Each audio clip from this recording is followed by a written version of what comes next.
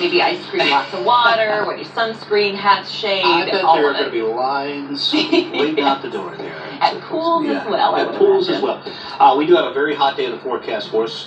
Typically, this weekend of July is, on average, the hottest weekend of the year.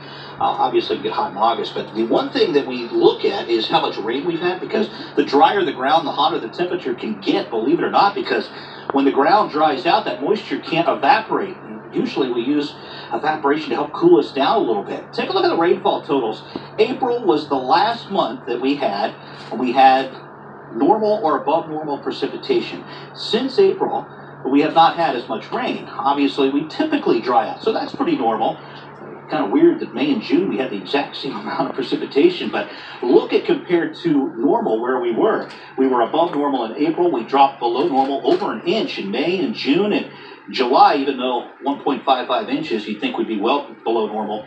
July typically a dry month, but we are below average for that. We have not had rain, at least significant rain, in the Miami Valley in about 10 days. At least widespread rain. 78 right now, no rain in the bucket today.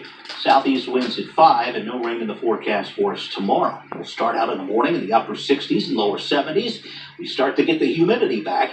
That is one of the ingredients we will need for showers and thunder showers, and that will be the case, I think, late Sunday into Monday when we start to get some needed rain. We're going to need some of that rain to help wash some of the dirt or the ozone in the pollen as well out of the air. We do have air quality alerts out for Warren County and Butler County for tomorrow. Again, they've been extended here until 9 o'clock on Saturday. So if you have some issues with asthma, especially late in the afternoon, I want to think about coming inside for a little while. Live Doppler 7 radar scanning. The sky's dry here. You don't have to go too far to run into showers and thunder showers. They're just not making any progress eastward. They'll arrive in Chicago, and about the time they get there, they're going to start to fall apart. But they'll regenerate tomorrow along this front, which is stalled out just to the north and west of us. That front will slowly make progress eastward, but right now it is bumping up against this high pressure, so that's not letting it move eastward. That high's got clockwise flow around it, so not only is it pumping up the heat, but it is pumping up the humidity, so it is going to be downright steamy for us as we head through the next 24 hours or so here across the valley.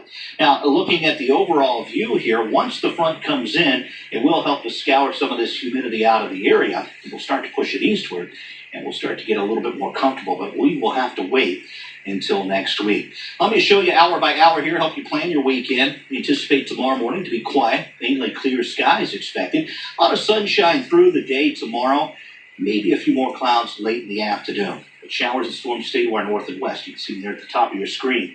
Now, as we get into Sunday, we get some cloud cover starting to move in, and we could see a passing shower mid to late morning.